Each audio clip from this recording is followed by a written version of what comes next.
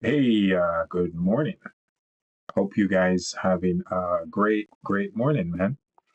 Interesting, interesting things happened in the past couple of days. Now, let me get into the date. Today is actually December 3rd, 2025.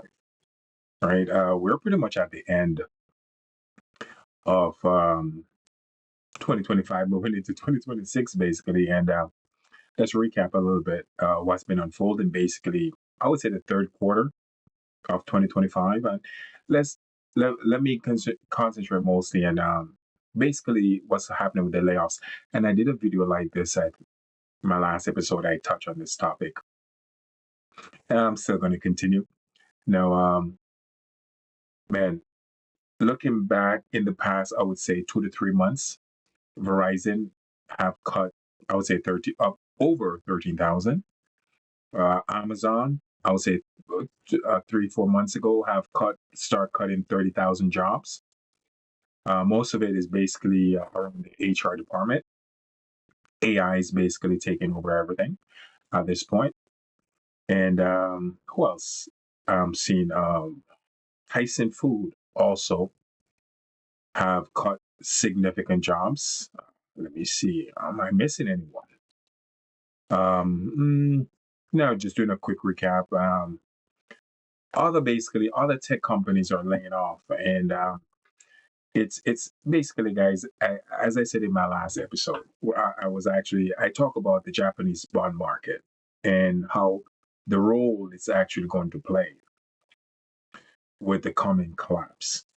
The coming collapse is actually going to be one for the record books. It's actually going to be worse than the Great Depression. And again, my lovely viewers, if you're listening to this episode, and I'm not here to put fear inside of you or scare you. If you actually start doing your due diligence and start doing some research, you're actually going to see that what I'm saying is actually true. And the coming financial disaster is going to be on a global scale. Everyone on this planet is going to be affected by this. Everybody, every single soul. I promise you. Now, another way you could put it, you could actually call it transfer of wealth. That's another way of putting it.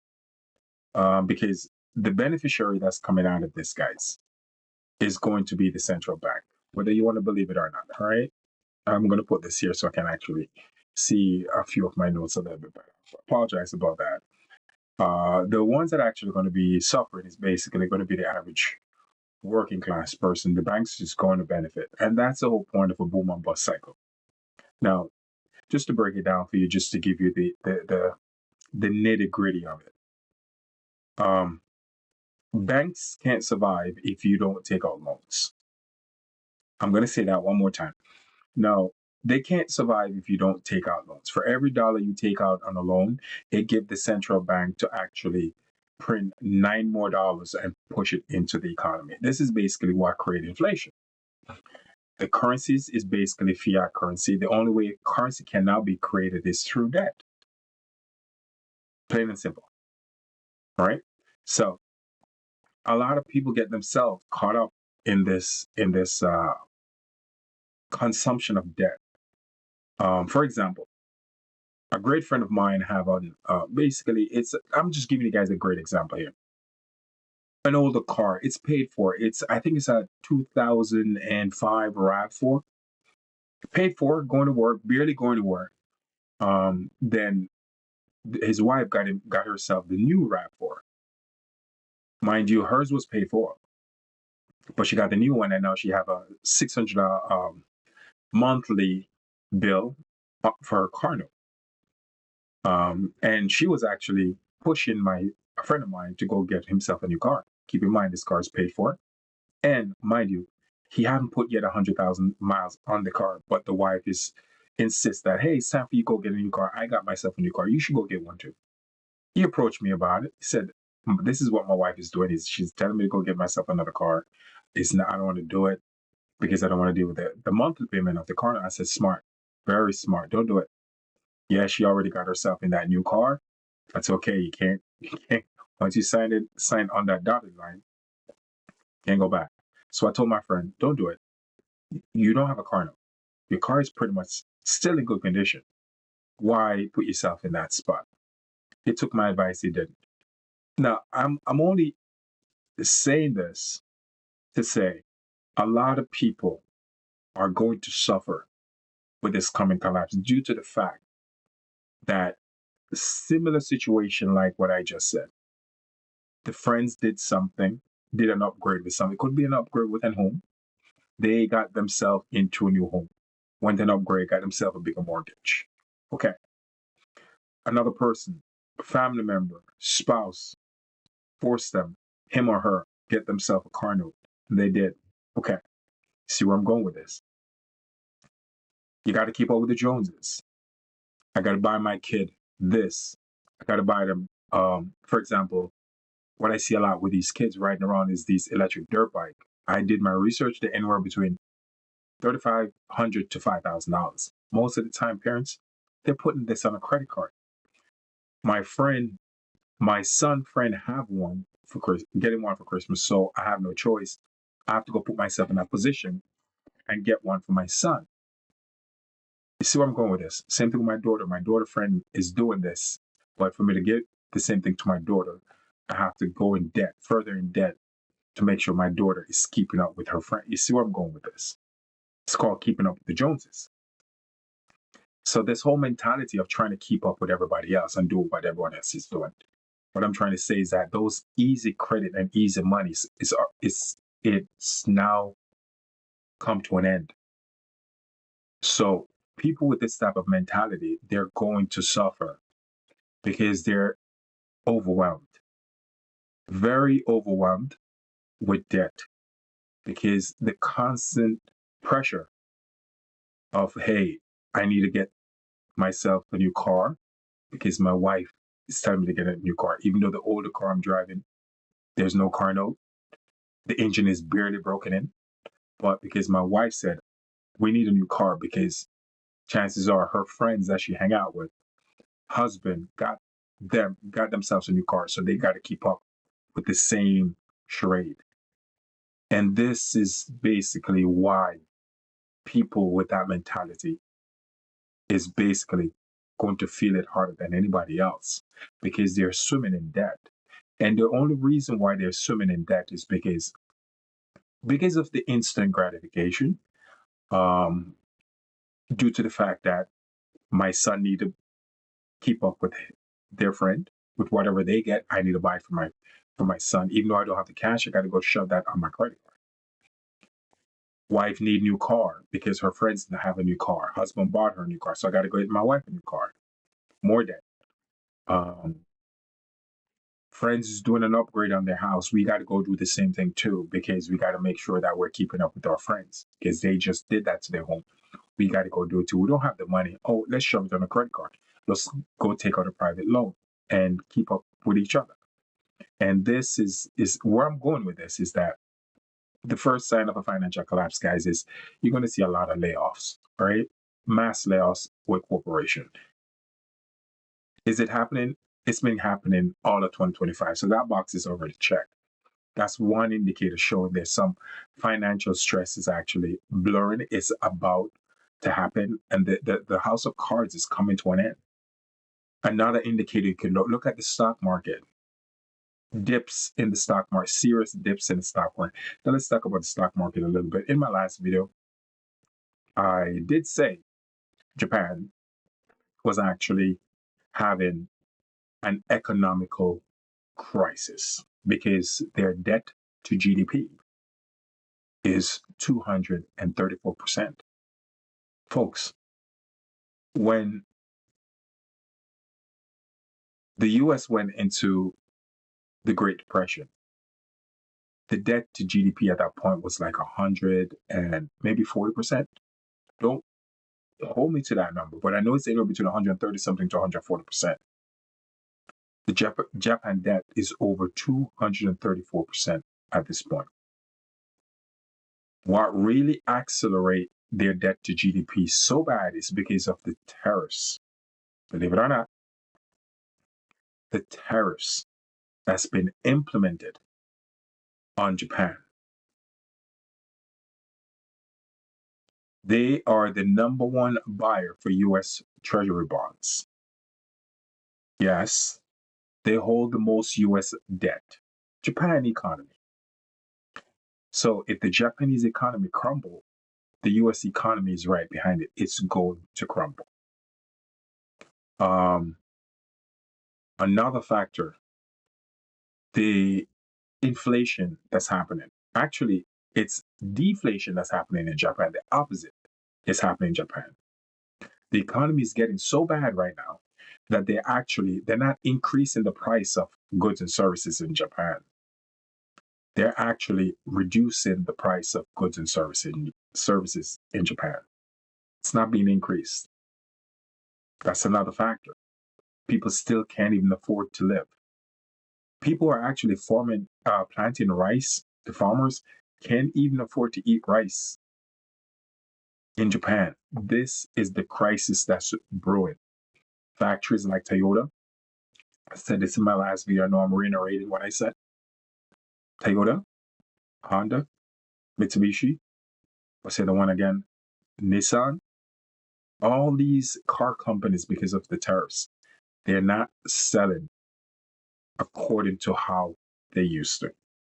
And the ones that they actually do sell, the tariffs is playing such a big part in the business that it's not feasible. These car manufacturing are actually taking a loss producing cars and trying to stay afloat. What the tariffs is doing is actually not helping the economy, the global economy. People need to wake up to this, but they're not. They're not going to. We're headed, guys. 2026, the house of cards is going to crash. It's going to crash and burn. I foresee a lot of people are going to lose their homes. A lot of people are going to lose their car due to the fact that these are tied to debt. Simply being, they're going to lose their job. The income source that they have to support this debt load is going to be taken away. Yes, it will. A lot of people are going to find themselves in this position. The homeless market, the homeless scene is going to be at an all-time high, man. It is actually a great time to be alive, folks. It really is. It really is. And if you're paying attention, if you are paying attention, key attention is starting to see that what's happening, what's unfolding, it's all planned, it's engineered. It's not by coincidence. No, it's not. And let me put this in this episode. JP Morgan have just sent all their gold traders to Singapore. Let's hear me out once again, guys. JP Morgan have just sent all their gold traders to Singapore. The people that buy these gold ETF, saying these paper that say you own gold. You don't have the gold. You pay for gold, but you don't have the gold in your possession. You got a piece of paper that you says you own gold, but you don't have the gold. Keep in mind, possession is 9/10 of the law. If you don't have possession of something, you don't own it. The other 10% is taxes. Yes, it's true. Look into it. Do you know who own your gold? If you're one of those person with that paper that says you own gold, you don't own it. The person that own your gold is the person that have that gold in their possession, which is the banks. So what they're doing, guys, they're sending these gold traders all the way to Singapore because it's a no extradition treaty to the US. When the House of Cards is falling down, which it will, these gold traders will be safe and sound in a country where there's no extradition. That already tells me what's about to unfold. Because when the house of cards start falling, the next step for people to do when they lose their job and have no income coming in is to take that gold back certificate that they bought, that they think they own gold, and cash in their gold. And they're going to be like, there's no gold.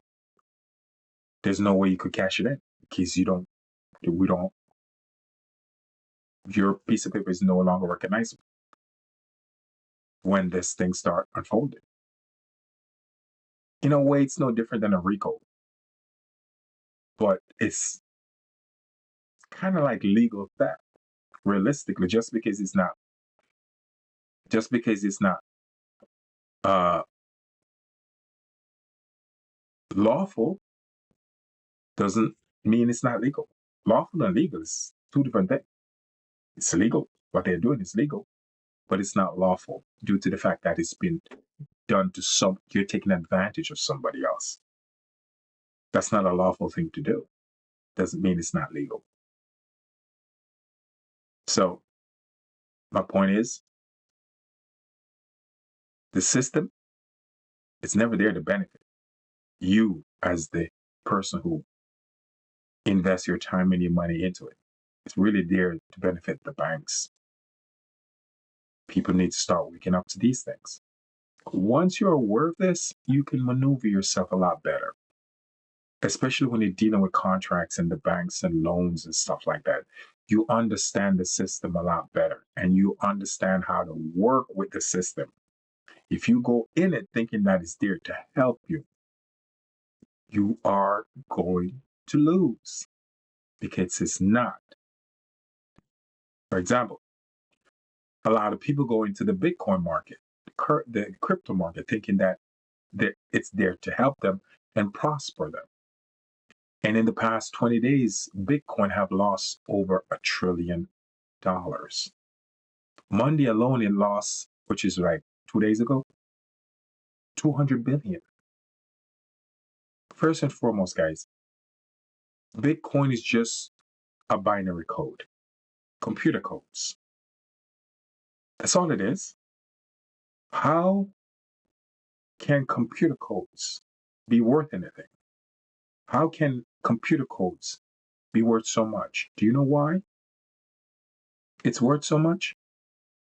Because we are the one that put the value on it.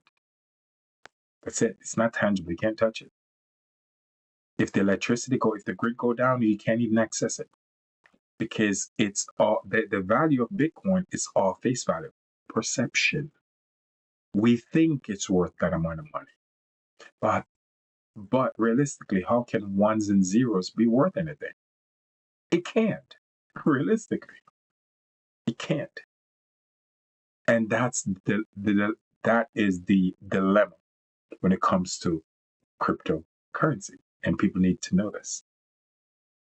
You're going to get involved in something that really has no tangible value. It's all speculative. We put a value on it, speculate the value. It's no different than thin air. You get my point? Like, you can't touch it.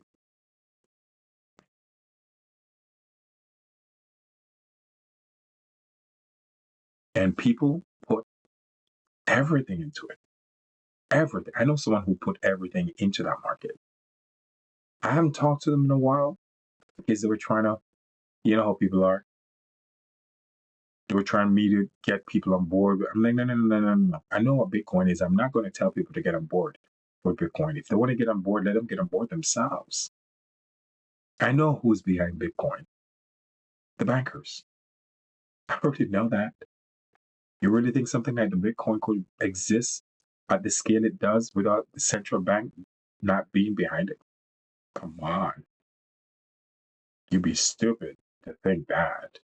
I'm aware of how the monetary system works, not ignorant to it, and I know who controls it.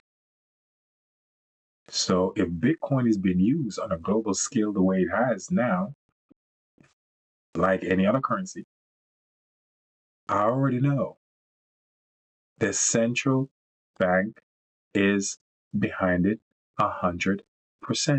There is no way it could exist without the central bank. And once I know that, then I know how this game is going to be played. It's going to be a rug pull. All right. The Great Depression, man, is going to be a cakewalk to what's about to unfold.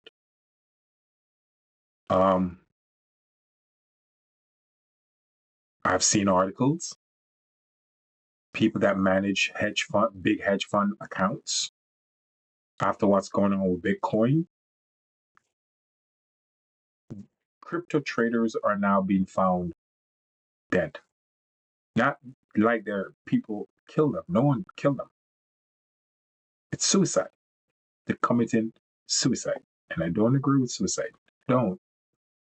It's just some people choose to deal with life a different way than others. Some people decide to clock out, literally, completely clock out, because they can no longer handle the stress to what comes with it. This is just the beginning, and they're clocking out already. The show haven't even fully started yet. This coming crisis. So I'm fully aware when it does. Oh boy, I don't even want to think about it. I witnessed 2008. I saw that housing crash. I did. Keep in mind, FYI, we, at this point,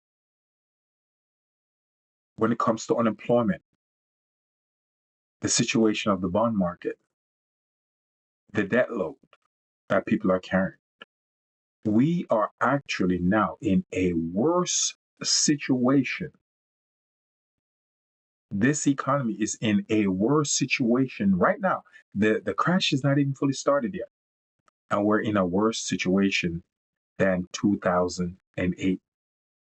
The worst stage of 2008, where we're at right now on a global scale financially, it's even worse. Worse. And let me bring up another fact. Even in the Great Depression, where they at their worst, our situation right now is even worse. But you will never, ever hear this in the news. And they can't put this in the news, guys. They need you to continue on the wheel. They don't want to put a glitch into commerce. They don't want you guys to panic. They don't want to create a mass hysteria. I get it. I fully get it. But I'm only doing this video, folks, is to make you aware Christmas is coming. Keep in mind, a crash is coming. Don't go stupid. Don't go waste your money on stupid stuff. You as a parent, especially when you have kids, I don't have any kids, so I'm not going to tell you how to raise your kids. But the slightest advice I can give you, make sure that whatever you get your kid is something that he or she can benefit from. Chances, and I would say intellectually, a book or something. There's certain things you are buying your kid, they're not benefiting from this thing.